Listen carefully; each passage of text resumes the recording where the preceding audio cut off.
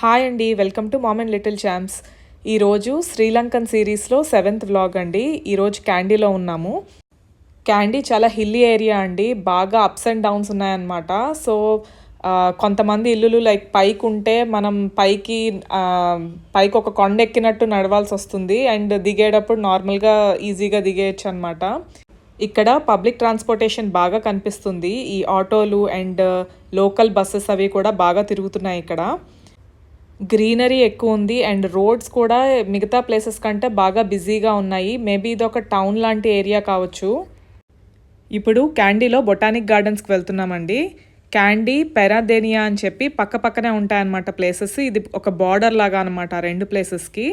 So ఇక్కడ botanic gardens బాగా famous. So అది చూడడానికి వెళ్తున్నాం.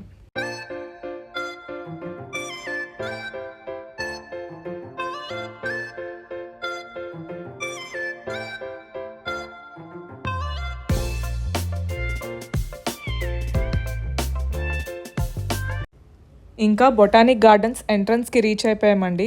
ఇది అడల్ట్స్కి అయితే 3,540 శ్రీలంకన్ రూపీస్ టికెట్ ఛార్జ్ ఉంటుంది. కిడ్స్కి అయితే 5 years అండ్ బిలో అయితే ఫ్రీ, 5 years అబవ్ అయితే 1,770 అవుతుంది శ్రీలంకన్ రూపీస్. ఇది కాకుండా బొటానిక్ గార్డెన్స్ ఓవరాల్గా తిరగడానికి ఒక 2 hours లేదా 3 hours అలా టైం పడుతుంది, మనం తిరిగే స్పీడ్ బట్టి. లేదు మేము అంత తిరగలేము అని అనుకుంటే అక్కడ బ్యాటరీ కార్స్ ఉంటాయి.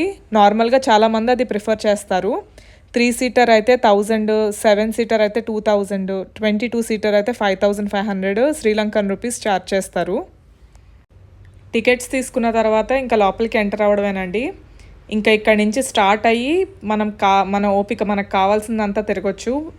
ఎంట్రన్స్ దగ్గర మ్యాప్ ఉంటుంది. అది కాకుండా మనకు ఒక మ్యాప్ యూజువల్గా అడల్ట్స్ ఎన్ని టికెట్స్ తీసుకుంటే అన్ని మ్యాప్స్ ఇస్తారు అక్కడ వాళ్ళు. సో ఆ మ్యాప్ చూసుకుంటూ మనం ఏమేం కవర్ చేయాలనుకుంటున్నామో అన్నీ కవర్ చేసుకోవచ్చు అనమాట. ఈ ప్లేస్ చాలా పెద్దదండి, ఓవరాల్గా గార్డెన్స్ అంతా కూడా పెద్దది. సో జనాలు ఎక్కువ మందే ఉంటారు కానీ మీకు ఆ రష్, ఆ ఫీలింగ్ అంతా రాదనమాట. సో హ్యాపీగా తిరగొచ్చు ఇక్కడ. బొటానిక్ గార్డెన్స్లో ఉన్న టైంలో వర్షం ఏం పడలేదు, బట్ ఓవరాల్గా క్యాండీలో ఉన్నంతసేపు వర్షం బాగా పడింది. ఇక్కడ వర్షం పడితే కంపల్సరీ అంబ్రెలాస్ క్యారీ చేయాల్సి వస్తుంది. క్యాండీలో స్ట్రీట్ ఫుడ్ అది ఎక్కువ ఉంటుందండి. మాకు బొటానిక్ గార్డెన్స్లో అయితే ఫుడ్ ఏం కనిపించలేదు, కానీ ఇన్ జనరల్గా నేను బయట గురించి చెప్తున్నాను. ఇక్కడ ఫ్రైడ్ రైస్, ఫ్రైడ్ నూడిల్స్, ఇంకా కొత్తు పరాటా అయితే బాగా దొరుకుతుంది. అండ్ పరాటా ఒకటి బాగా తింటారు.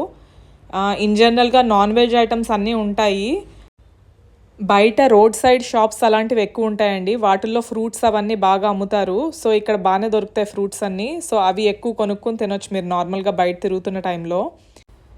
ఇంకా బొటానిక్ గార్డెన్స్లో అయితే different types of plants, trees, flowers అన్నీ రకరకాలు కనిపించినాయి అండి. చెట్లు అయితే చాలా, అంటే మనం రెగ్యులర్గా చూసే ట్రీస్లా కాకుండా పెద్ద పెద్ద చెట్లు అనమాట. కొన్ని ఇయర్స్ క్రితం నాటిన చెట్లులాగా ఉన్నాయన్నమాట అవన్నీ చూడొచ్చు ఇక్కడ.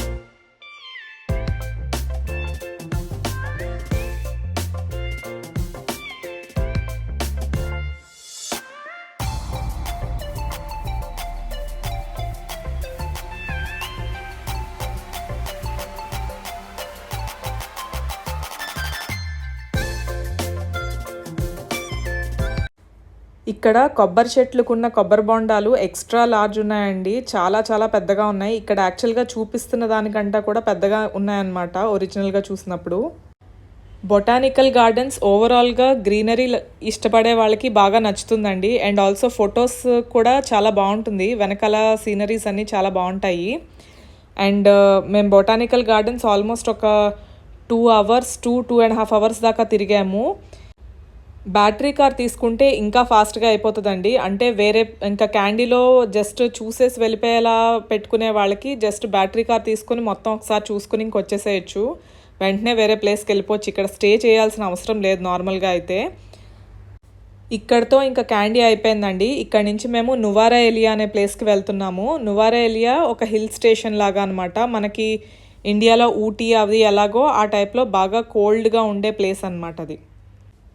నార్మల్‌గా గూగుల్‌లో సెర్చ్ చేసినప్పుడైతే క్యాండీ నుంచి నువారా ఎలియా అనేది ఒక 2.5 అవర్స్ టైం పడతదని రాసున్నది. బట్ అదేంటంటే హిల్ స్టేషన్ అవ్వడం వలన కొండలన్నీ ఎక్కుతూ వెళ్ళాలన్నమాట. అంటే కార్‌లోనే అయినా ఎక్కుతూ వెళ్ళేటప్పటికి ఆ టర్న్స్‌కి చిన్న చిన్న టర్న్స్‌కి ఆటిలకి చాలా టైం పట్టి ఆల్మోస్ట్ 4 అవర్స్ పట్టేసిందండి. అండ్ ఆ 4 అవర్స్ కూడా అది నార్మల్ క్యాబ్ రైడ్ కాదు. కొండెక్కే టైప్ క్యాబ్ రైడ్ కాబట్టి బాగా తిప్పేస్తది. సో సజెషన్ అయితే ఏమీ తినకుండా వెళ్తే బెటర్ అనమాట. వెళ్ళే దారిలో సీనరీస్ అయితే చాలా బాగుంటాయి. మీకు అక్కడ కొంచెం ఫాగ్లా కనిపిస్తుంది కదా, అలా సీనరీస్ అయితే బాగుంటాయి. అండ్ ఇంకా క్యాండీలో విజిట్ చేయాలి అని అనుకుంటే పిన్నావాలా ఎలిఫెంట్ ఆర్ఫనేజ్ అని ఉందండి, ఆర్ పిన్నావాలా జూ అని కూడా ఉంది. ఇవి విజిట్ చేయొచ్చు. బట్ మేము ఆల్రెడీ ఎలిఫెంట్స్ ఏంటంటే మేము రాజస్థాన్ ట్రిప్ వెళ్ళినప్పుడు అక్కడ కవర్ చేసేసాము. సో ఇక్కడ మళ్ళీ ఎలిఫెంట్స్ చూడడానికి అంత ఇంట్రెస్ట్ చూపించలేదన్నమాట. ఓవరాల్గా శ్రీలంకలో టూరిజం అంతా కూడా జనవరి టు ఏప్రిల్ మధ్యలో జరుగుతుందంటండి. ఆ టైంలో టూరిస్టులు ఎక్కువ ఉంటారు అండ్ ప్రతి ఏరియా కొంచెం క్రౌడ్ అది ఎక్కువ ఉంటుందన్నమాట. వెళ్ళే దారిలో టీ ప్లాంటేషన్స్ ఒకటి బాగా కనిపిస్తాయండి. ఇవి కూడా మీరు వ్యూస్ అవి బాగా ఎంజాయ్ చేయొచ్చు. ఇక్కడ నువారా ఎలియా రీచ్ అయిపోయాము. ప్లేస్ బాగా కోల్డ్గా ఉంది మేము వెళ్ళిన టైంలోనే. ఆల్మోస్ట్ అంటే ఈవినింగ్కి వచ్చేసేసరికి బాగా కోల్డ్ అయింది. సో ఈ ప్లేస్ అంతా ఈ టైప్లో ఉంటుంది. కొంచెం ఇల్లులన్నీ కూడా క్యాండీ ఇంకా మిగతా శ్రీలంక ప్లేసెస్ కంటే కూడా ఇక్కడ కొంచెం ఇల్లు స్ట్రక్చర్స్ కూడా డిఫరెంట్గా ఉంటాయి. వీళ్ళు చెప్పడం అయితే దీన్ని లిటిల్ ఇంగ్లాండ్ అని అంటారంట, నువారా ఎలియా అని. ఇక్కడ లేక్ గ్రిగోరీ అనేది చాలా ఫేమస్ అంటండి. సో దానికి దగ్గరలోనే మేము హోటల్ తీసుకున్నాము. మేము ఫస్ట్ డే అయితే లేక్ గ్రిగోరీ ఎక్స్ప్లోర్ చేయకుండా జస్ట్ బయట తిరుగుదామని చెప్పేసి తిరుగుతున్నాము. దగ్గరలో ఏమేమి ఉంటాయో చూద్దామని చెప్పి తిరుగుతున్నాం అనమాట. మిగతా పార్ట్స్ ఆఫ్ శ్రీలంక కంటే కూడా నువారా ఎలియాలో కొంచెం కాస్ట్ ఎక్కువ ఉంటుంది. నార్మల్గా టుక్ ఎక్కడానికైనా వేరే ఏదైనా ఫుడ్ కొనుక్కోవడానికైనా కూడా ఇక్కడ కొంచెం ప్రైసెస్ ఎక్కువ ఉంటాయి. ఇక్కడికి దగ్గరలో టర్ఫ్ క్లబ్ కూడా ఉందండి. సో హార్స్ రేసింగ్ అది కూడా ఎక్కువ జరుగుతుంది. సో హార్సెస్ కూడా ఎక్కడ పడితే అక్కడ ఉన్నాయన్నమాట. దగ్గరలో ఎక్కువ ఉన్నాయి హార్సెస్. ఇప్పుడు మీరు చూస్తున్నది అయితే లేక్ గ్రిగోరీలోనే కొన్ని స్పీడ్ బోట్స్ అవన్నీ తిరగడం అనమాట. ఈ బోట్ రైడ్స్ అన్నీ రేపు చూద్దామని చెప్పేసి మేము ఈరోజు జస్ట్ పైన చూస్తున్నాము.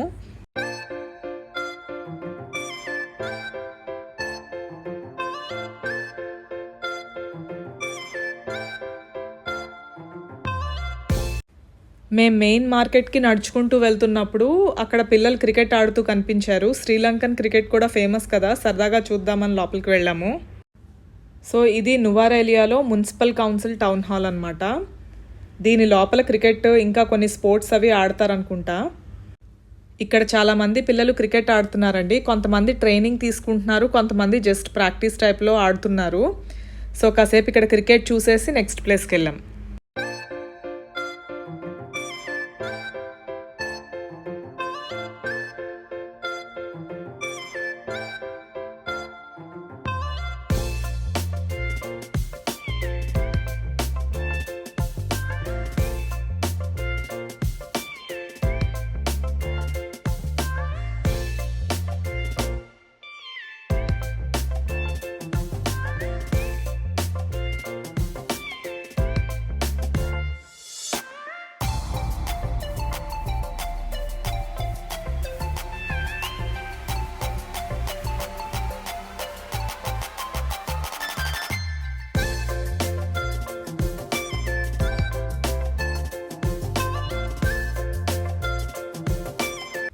ఇది ఒక చౌరస్తా లాగా నువారా ఏలియాలో. అండ్ దీని తర్వాత గోల్ఫ్ ఆడుకునే ప్లేస్ అన్నమాట ఇదంతా. నువారా ఏలియాలో జస్ట్ నడుచుకుంటూ వెళ్ళినా కూడా మీకు కనిపించే ప్రతి ప్లేస్ చాలా సీనిక్గా ఉంటుందండి. చాలా చాలా బాగుంటుంది ప్లేస్ అయితే. సో మీరు స్పెసిఫిక్గా ఒక ప్లేస్ని అంటూ విజిట్ చేయక్కర్లేదు, నార్మల్గా చూసుకుంటూ వెళ్ళిపోయినా బాగానే ఉంటుంది.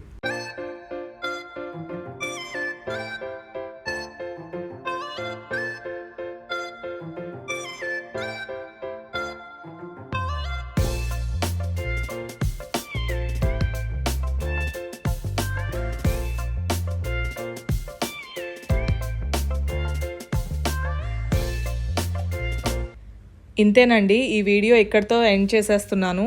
నెక్స్ట్ వీడియోలో నువారా ఏలియాలో Sita Amman temple and lake గ్రిగోరీలో మేము చేసిన యాక్టివిటీస్ అవన్నీ షేర్ చేస్తాను. ఈ వీడియో మీకు నచ్చినట్లయితే please like, share and subscribe. Notifications కోసం పక్కనే ఉన్న బెల్ సింబల్ క్లిక్ చేయండి. Thank you so much for watching and next వీడియోలో మళ్ళీ కలుద్దాం.